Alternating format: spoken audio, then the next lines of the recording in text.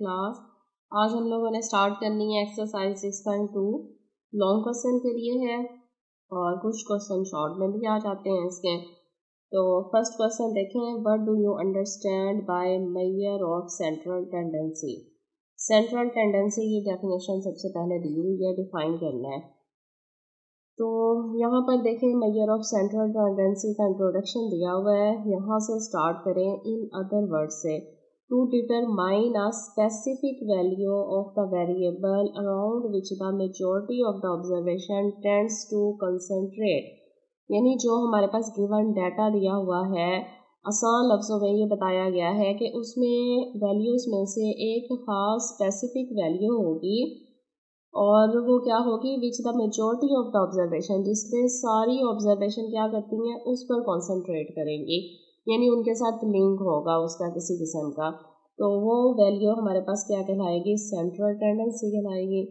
This representative shows the tendency, यानी ये represent करेगा टेंडेंसी को और behaviour of the distribution of the variables in the study, और जितने भी वेरिएबल जो हैं स्टडी हम कर रहे हैं।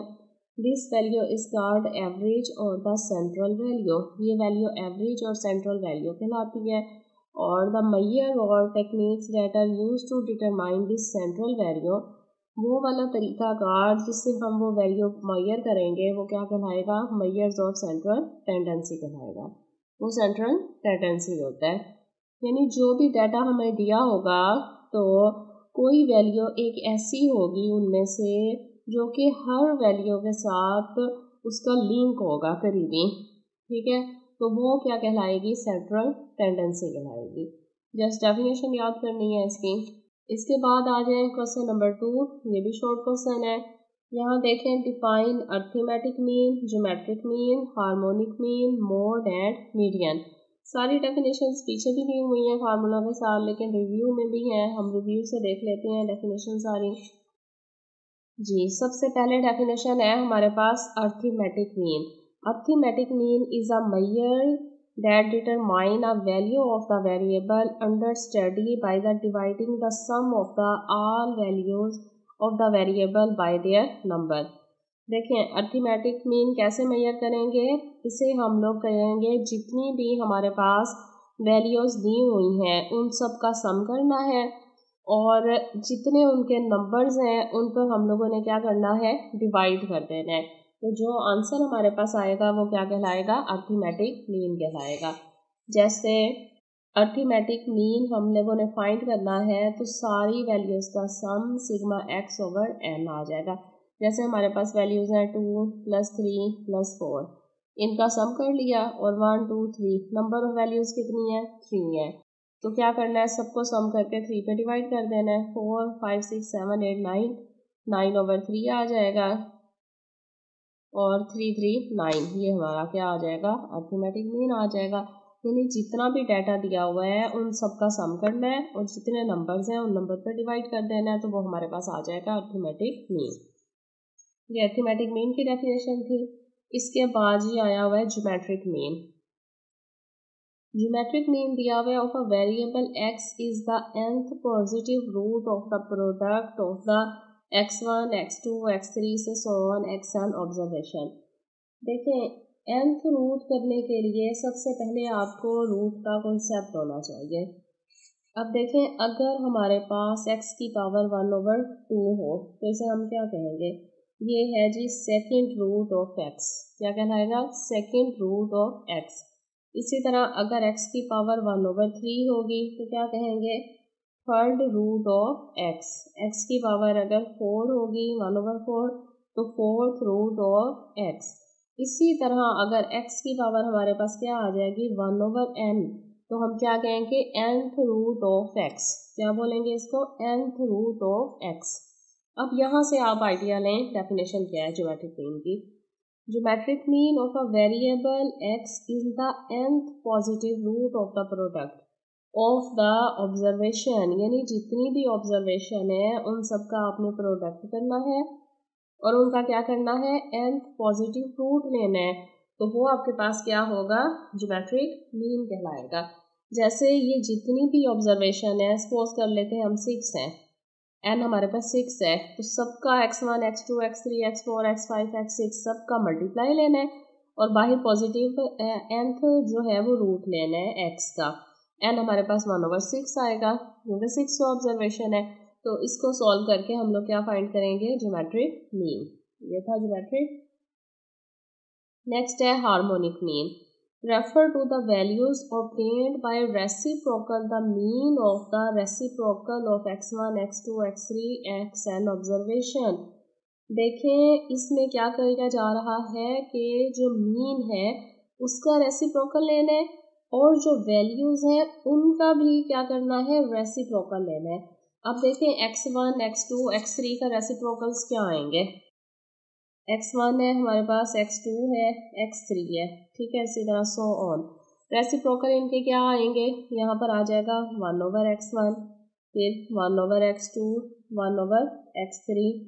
अब क्या करना है, इसका मीन लेना है। मीन क्या था, इन सब का सम 1/x1 plus 1/x2 plus 1/x3 और डिवाइडेड बाय नंबर 1 2 3 है फिलहाल, तो n आ जाएगा नंबर। फिर क्या कह रहा है कि मीन का भी रेसिप्रोकल लेना है, इन नंबर्स का भी रेसिप्रोकल और उनके मीन का भी रेसिप्रोकल, तो n ऊपर आ जाएगा और नीचे क्या आ जाएगा, 1/x1 plus 1/x2 plus 1/x3। तो इस तरह इसका फार्मूला बनेगा x bar equal to n over sigma 1/x, यानी 1/x जितने भी x है उन सबको सम कर लिया। तो देखें हार्मोनिक मीन क्या है, refer to the value obtained by reciprocating the mean of the reciprocal of x1 x2 x3 xn observation. Observation का भी रेसिप्रोकल और फिर मीन का भी रेसिप्रोकल। नेक्स्ट डेफिनेशन है हमारी mode. Mode is defined as the most frequent occurring observation of the variable और data. देखें जो मोस्ट फ्रीक्वेंट वैल्यू है ना हमारे पास डाटा में, वो मोड कहला रही है, यानी जो वैल्यू एक से ज़्यादा दफ़ा रिपीट हो रही है और मैक्सिमम टाइम रिपीट हो रही है वो क्या कहलाएगी, मोड कहलाएगी। इसके बाद लास्ट डेफिनेशन क्या है, median. Median is the major which determine the middle most observation in a data set, यानी सारे डाटा में जो मिडल वैल्यू है वो क्या कहलाती है, मीडियन कहलाती है। ये हमारा डिफाइंस थी। अब हम लोग क्वेश्चंस की तरफ जाते हैं।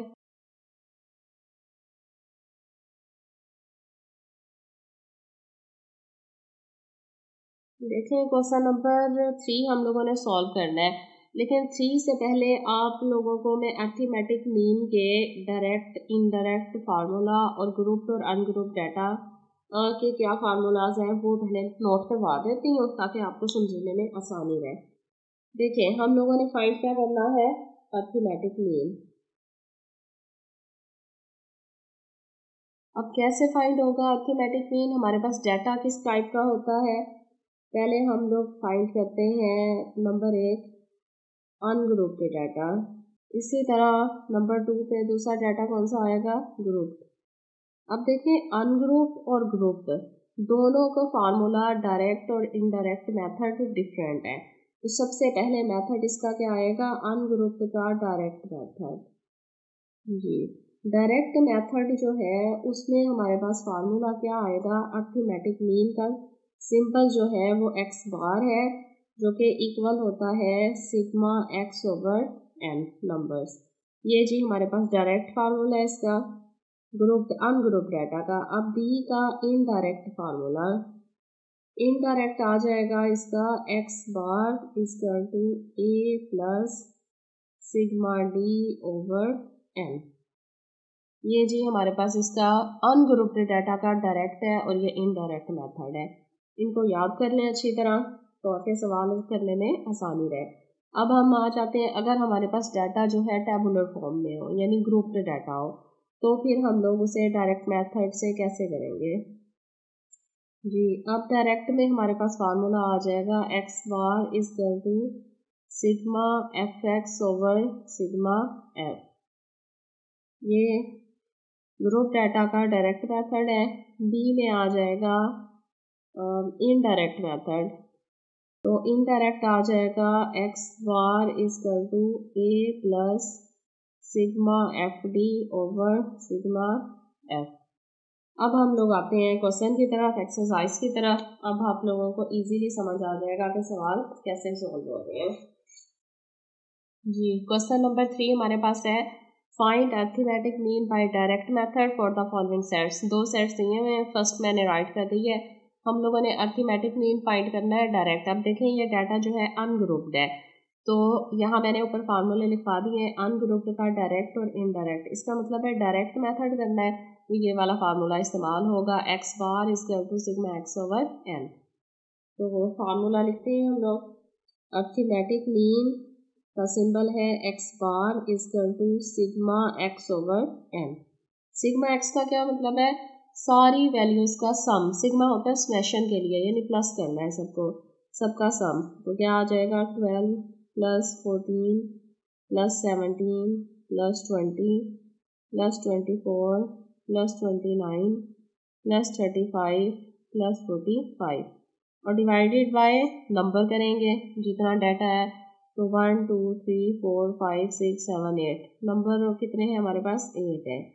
तो लिहाजा एक्स बार, अब हम इनको सबको सम करते हैं। देखिए क्या आएगा, 12 plus 14 plus 17 plus 20 plus 24 plus 29 plus 35 plus 45 is equal, ये जी हमारे पास आ गया है 196। डिवाइडेड बाय करेंगे 8 से, तो डिवाइडेड बाय 8 इक्वल, तो ये आ रहा है एक्स बार इक्वल टू 24.5। ये हमारा आंसर है। अब देखें ये हमारे पास अनग्रुप्ड डाटा था और इसे हमने डायरेक्ट मेथड से करना था सॉल्व। अब इसी का बी पार्ट हम राइट करते हैं, सेकंड पार्ट है इसका। इसको भी हम लोगों ने सॉल्व कैसे करना है, डायरेक्ट मेथड से करना है। तो यही ऊपर वाला फार्मूला आएगा, लिहाजा एक्स बार इक्वल आ जाएगा sigma X over N. Sigma X करें 200 plus 225 plus 350 plus 375 plus 270 plus 320 plus 290 divided by 1 2 3 4 5 6 7 number कितना है 7। अब हम इन सबको क्या करेंगे, प्लस करेंगे। 200 plus 225 plus 350 plus 375 plus 270 plus 320 plus 290 equal, ये आ रहा है 2030 और डिवाइडेड बाय नंबर्स कितने हैं हमारे पास टोटल 7। तो हम इसे 7 से डिवाइड कर देंगे। आंसर जी हमारे पास आ रहा है 290। अरिथमेटिक मीन का सेकंड का आंसर कितना आ रहा है 290। अब देखें क्वेश्चन नंबर 4 है, for each of the data in question number 3। Question number 3 के यही दोनों सवाल हम लोगों ने इस्तेमाल करने हैं, डाटा कंप्यूट करना है mean using indirect method, indirect method से। अभी देखें डायरेक्ट मेथड से मैंने क्वेश्चन किया है तो X bar equal to sigma X over N आ रहा है। इनडायरेक्ट मेथड अब लोगों ने करना है क्योंकि अनग्रुप्ड डाटा है, तो इनडायरेक्ट मेथड क्या आ जाएगा, A plus sigma D over N. अब ये फार्मूला इस्तेमाल करना है। सबसे पहले तो डी यानी डेविएशन के बारे में आपको पता होना चाहिए कि डी क्या है। तो डी क्या करना है, इस पूरी वैल्यू में से आपने कोई भी वैल्यू लेट कर लेनी है डी। तो मैं लेट कर लेती हूँ डी इक्वल टू, कोई मीन वैल्यू लेट कर लेते हैं, डी इक्वल टू 24। तो 24 जो है इसको मैं लेट कर लेती हूँ डी है। तो अब जो है हमें टेबल बनाना पड़ेगा इसके लिए, सारी वैल्यूज फाइंड करने के लिए। अब देखें ये हमारे पास x है, यहाँ हमने क्या करना है x माइनस ए करना है, सॉरी टी तो फाइंड करना है, कोई सी एक वैल्यू ए लेट करनी थी इसमें से। तो ये जो है इक्वल आएगा डी के, तो डी हम लोग यहाँ लिखेंगे x माइनस ए। अच्छा डाटा लिखें, एक्स हमारे पास क्या है 12, 14, 17, 20, 24, 29, 35 और 45। अब क्या करना है, x माइनस ए आपने क्या लेट किया है 24 लेट किया है, लिहाजा x करें, x आपके पास फर्स्ट क्या है 12 माइनस ए क्या है 24। अब ये क्या x है यहाँ पर 14 माइनस ए क्या है 24, 17 माइनस ए 24, 20 माइनस ए 24, 24 माइनस 24, यहाँ क्या है x 29 माइनस 24, 35 माइनस 24, 45 माइनस 24। अब हम लोग क्या करेंगे, माइनस करेंगे और लिखते जाएंगे। फर्स्ट क्या है 12 माइनस 24, ये इक्वल आ रहा है d माइनस 12, माइनस क्यों आएगा, बड़ी रकम माइनस की है। इसके बाद आ रहा है 14 माइनस 24, ये आ रहा है आपके पास माइनस 10। इसके बाद देखें 17 माइनस 24, ये इक्वल आ रहा है माइनस 7। फिर 20 माइनस 24, ये इक्वल आ रहा है माइनस 4, प्लस 24 और माइनस 24 कट जाएंगे, यहाँ पर आंसर क्या आ जाएगा 0। अब देखें 29 माइनस 24, यहाँ पर ये आ रहा है 5, 35 माइनस 24, यहाँ आ रहा है 11, ये है 45 माइनस 24 इक्वल आ रहा है 21। अब देखें फार्मूला क्या था, a plus sigma D over n, तो सिग्मा डी चाहिए, तो क्या करेंगे हम लोग यहाँ पर सारे सिग्मा डी प्लस कर लेंगे।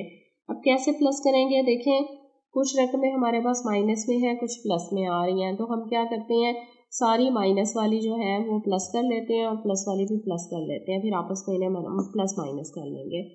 तो सबसे पहले हम क्या करेंगे 12 प्लस 10 प्लस 7 प्लस 4, ये देखें ये हमारे पास आ जाएगा माइनस 33। अब प्लस वाली सारी प्लस करें, 5 प्लस 11 प्लस 21 इक्वल क्या आ रहा है प्लस 37। अब देखें माइनस वाली सारी मैंने प्लस की तो ये क्या आ रहा था माइनस 33, प्लस वाली सारी प्लस की तो 37, इसका मतलब है 37 में से माइनस हो जाएगा 33, तो आंसर आ जाएगा हमारे पास +4, यानी सिग्मा डी जो है वो क्या आ रहा है, वो हमारे पास आ रहा है यहाँ पर 4। अब हम लोग डायरेक्ट फार्मूला लगाएंगे। फार्मूला क्या था हमारे पास, कौन सा था, indirect method. Indirect method, indirect के लिए फार्मूला आ रहा है अर्थमेटिक मीन का equal to a plus sigma D over n। n total number थे, तो नंबर हमारे पास कितने आ रहे थे 8। अब देखें a हमने लेट की है वैल्यू, वो हमारी 24 है, सिग्मा d क्या है 4 और n हमारे पास कितना है 8। तो आंसर निकालते हैं इसका, तो ये आ रहा है 24 प्लस 4 1 4 4 2 8, तो 24 1/2 कितना होता है 0.5, लिहाजा आंसर आ गया जी 24.5। ये आपका था अर्थमेटिक मीन। अब देखें जब हम लोगों ने डायरेक्ट मेथड से किया था तब भी आंसर 24.5 था, क्योंकि गिवन डाटा एक है, और जब इनडायरेक्ट से किया है तब भी आंसर जो है वो सेम ही आएगा एक ही डाटा का। अब हम बी पार्ट करते हैं इसका। इसमें हम लोग जो ए है वो लेट कर लेते हैं 270। अब उसी तरह टेबल बनाएंगे। सबसे पहले हम लोगों ने एक्स राइट करना है। एक्स क्या है हमारे पास 200, 225, 350, 375, 270, 320 और 290। अब ए हम लोगों ने लेट किया है 270, तो क्या आएगा x माइनस ए, और ये इक्वल किसके आएगा d के। तो x हमारे पास यहाँ क्या है 200 माइनस ए क्या है 270, x कितना है 225 माइनस ए क्या है 270, फिर x कितना है 350 माइनस 270, यहाँ पर x क्या है 375 माइनस 270, सब में से 270 हमने माइनस करना है जितने भी x दिए हुए हैं। फिर 270 माइनस 270, फिर 320 माइनस 270, 290 माइनस 270। आंसर राइट करते हैं अब इसका। 200 माइनस 270, ये इक्वल आ जाएगा -70। 225 माइनस 270, ये हो रहा है जी -45। अब 350 माइनस 270, ये आ रहा है -80। अब 375 माइनस 270 इक्वल आ रहा है 350 में से जब 270 माइनस होगा तो ये +80 आएगा, क्योंकि 350 बड़ा है और 270 छोटा है। अब दोबारा करें, 375 माइनस 270, ये 105 आ रहा है। 270 प्लस और 270 माइनस कट जाएंगे, आंसर क्या आ जाएगा 0। इसके बाद 320 माइनस 270, 320 माइनस 270 इक्वल आ रहा है 50। 290 माइनस 270, 290 माइनस 270, ये इक्वल आ रहा है 20। अब देखें सिग्मा डी फाइंड करें। सबसे पहले माइनस वाली सारी प्लस कर लेते हैं। 70 प्लस 45, तो ये आ रही है, हमारे पास आंसर आ रहा है -115। अब प्लस वाली सारी प्लस करें। 80 प्लस 105 प्लस 105 प्लस 50 प्लस 20, ये आ रहा है +255। तो प्लस माइनस माइनस कर लें। देखिए -115 और +225, 225 में से माइनस हो जाएगा 115,